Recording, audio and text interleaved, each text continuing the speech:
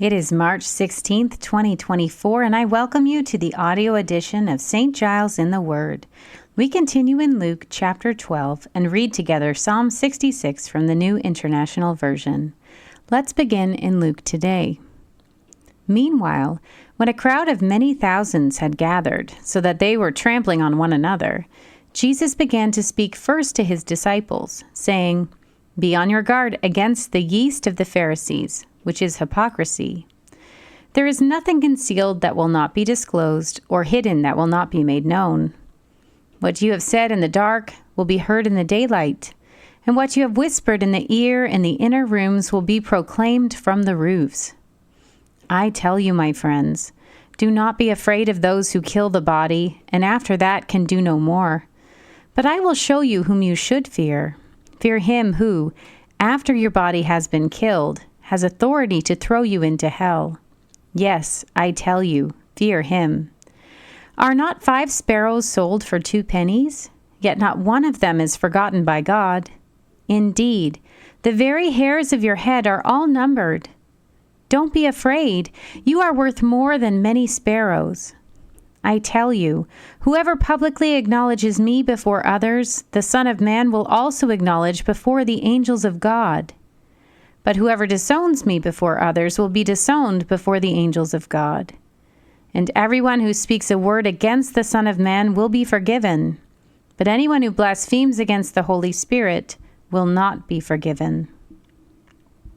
When you are brought before synagogues, rulers, and authorities, do not worry about how you will defend yourselves or what you will say, for the Holy Spirit will teach you at that time what you should say."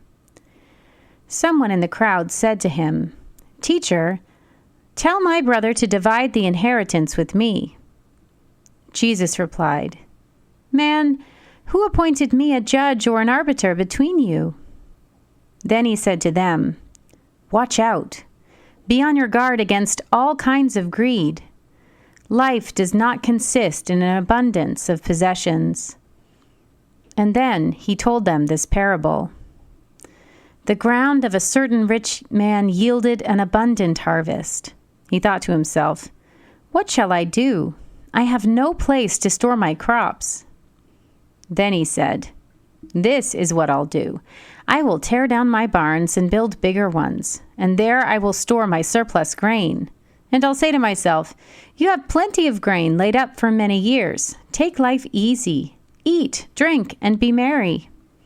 But God said to him, 'You fool, this very night your life will be demanded from you.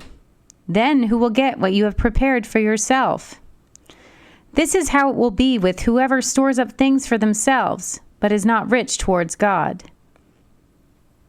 Then Jesus said to his disciples, "Therefore, I tell you, do not worry about your life, what you will eat, or about your body, what you will wear.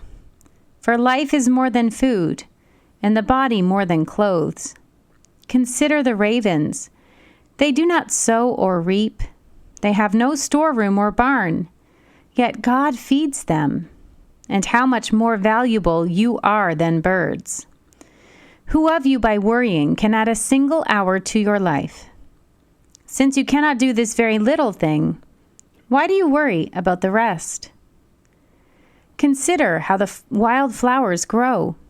They do not labor or spin, yet I tell you, not even Solomon in all his splendor was dressed like one of these. If that is how God clothes the grass of the field, which is here today and tomorrow is thrown into the fire, how much more will he clothe you, you of little faith? And do not set your heart on what you will eat or drink. Do not worry about it. For the pagan world runs after all such things, and your Father knows that you need them. But seek his kingdom, and these things will be given to you as well. Do not be afraid, little flock, for your Father has been pleased to give you the kingdom. Sell your possessions and give to the poor. Provide purses for yourselves that will not wear out, a treasure in heaven that will never fail, where no thief comes near and no moth destroys. For where your treasure is, there your heart will be also. Be dressed, ready for service, and keep your lamps burning, like servants waiting for their master to return from a wedding banquet, so that when he comes and knocks, they can immediately open the door for him. It will be good for those servants whose master finds them watching when he comes. Truly, I tell you, he will dress himself to serve, will have them recline at the table, and will come and wait on them. It will be good for those servants whose master finds them ready, even if he comes in the middle of the night or toward daybreak. But understand this: if the owner of the house had known at what hour the thief was coming, he would not have left his house be broken into.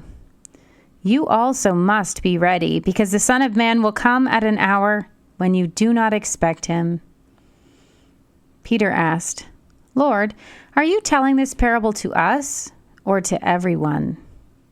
The Lord answered, Who then is the faithful and wise manager whom the master puts in charge of his servants to give them their food allowance at the proper time?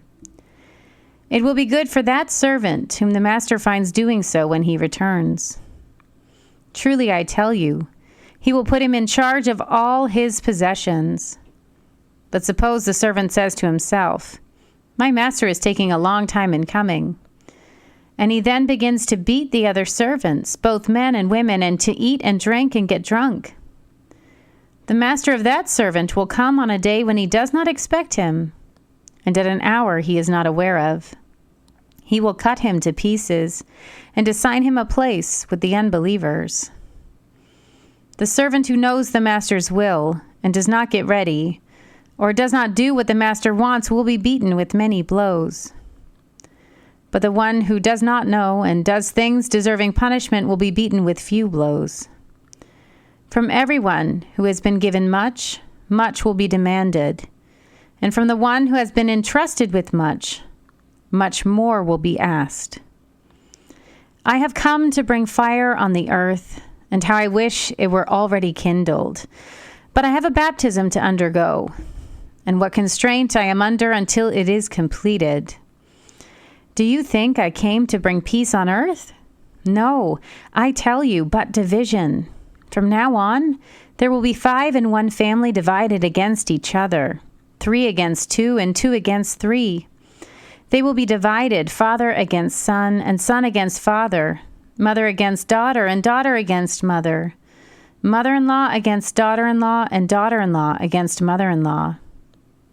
He said to the crowd, When you see a cloud rising in the west, immediately you say, It's going to rain, and it does. And when the south wind blows, you say, It's going to be hot, and it is. Hypocrites, you know how to interpret the appearance of the earth and the sky. How is it that you don't know how to interpret this present time? Why don't you judge for yourselves what is right? As you are going with your adversary to the magistrate, try hard to be reconciled on the way. Or your adversary may drag you off to the judge, and the judge turn you over to the officer, and the officer throw you into prison.